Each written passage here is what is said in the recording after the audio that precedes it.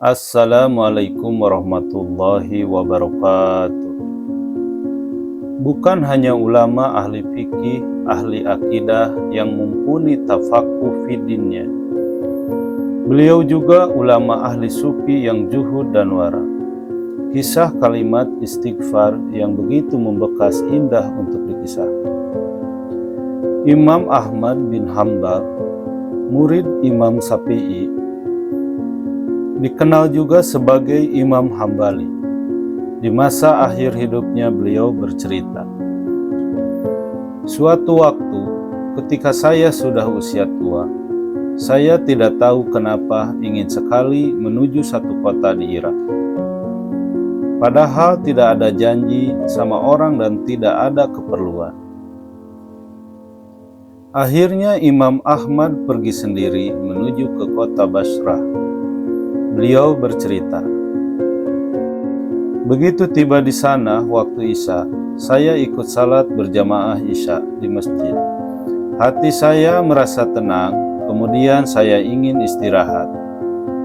Begitu selesai salat dan jamaah bubar, Imam Ahmad ingin tidur di masjid.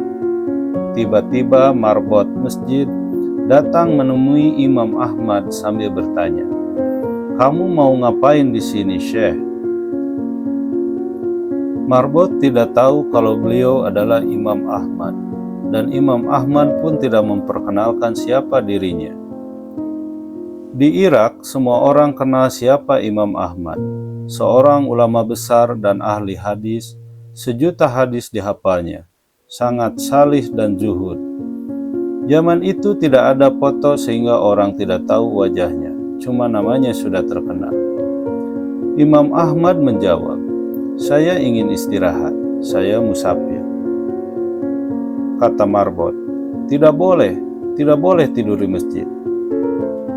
Imam Ahmad bercerita, "Saya didorong-dorong oleh orang itu, disuruh keluar dari masjid. Setelah keluar masjid, dikuncinya pintu masjid, lalu saya ingin tidur di teras masjid. Ketika sudah berbaring di teras masjid, marbotnya datang lagi, marah-marah kepada Imam Ahmad. "Mau ngapain lagi, Syekh?" kata marbot. "Mau tidur, saya musafir," kata Imam Ahmad. Lalu marbot berkata, "Di dalam masjid gak boleh, di teras masjid juga gak boleh." Imam Ahmad diusir. Imam Ahmad bercerita, "Saya didorong-dorong sampai jalanan. Di samping masjid ada penjual roti, rumah kecil sekaligus untuk membuat dan menjual roti.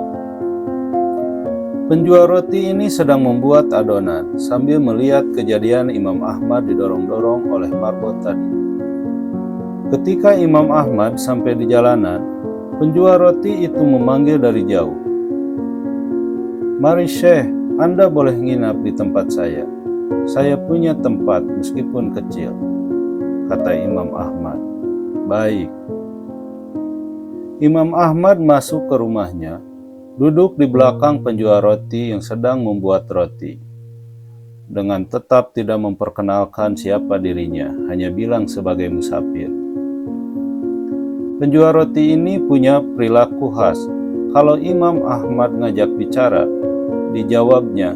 Kalau tidak, dia terus membuat adonan roti sambil terus-menerus melafalkan istighfar. Astagfirullah. Saat memberi garam, astagfirullah. Memecah telur, astagfirullah. Mencampur gandum, astagfirullah. Dia senantiasa mengucapkan istighfar, sebuah kebiasaan mulia. Imam Ahmad memperhatikan terus. Lalu Imam Ahmad bertanya, "Sudah berapa lama kamu lakukan ini?" Orang itu menjawab, "Sudah lama sekali, Syekh. Saya menjual roti sudah 30 tahun. Jadi semenjak itu saya lakukan." Imam Ahmad bertanya, "Apa hasil dari perbuatanmu ini?" Orang itu menjawab, "Lantaran wasilah istighfar, tidak ada hajat atau keinginan yang saya minta, kecuali pasti dikabulkan Allah. Semua yang saya minta, ya Allah, langsung diwujudkan. Rasulullah juga bersabda, barang siapa memperbanyak istighfar, niscaya Allah memberikan jalan keluar bagi setiap kesedihannya, kelapangan untuk setiap kesempitannya, dan rezeki dari arah yang tidak disangka-sangka. Hadis riwayat Ahmad dari Ibnu Abbas. Lalu orang itu melanjutkan, semua dikabulkan Allah kecuali satu, masih satu yang belum Allah beri. Imam Ahmad penasaran, lantas bertanya, apa itu?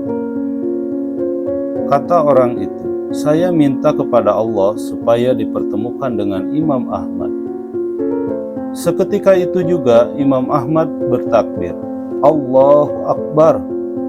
Allah telah mendatangkan saya jauh dari Baghdad, pergi ke Basra, dan bahkan sampai didorong-dorong oleh marbot masjid. Sampai ke jalanan, ternyata karena istighfarmu. Penjual roti itu terperanjat memuji Allah. Ternyata yang di depannya adalah Imam Ahmad. Ia pun langsung memeluk dan mencium tangan Imam Ahmad. Wallahu a'lam bishawab.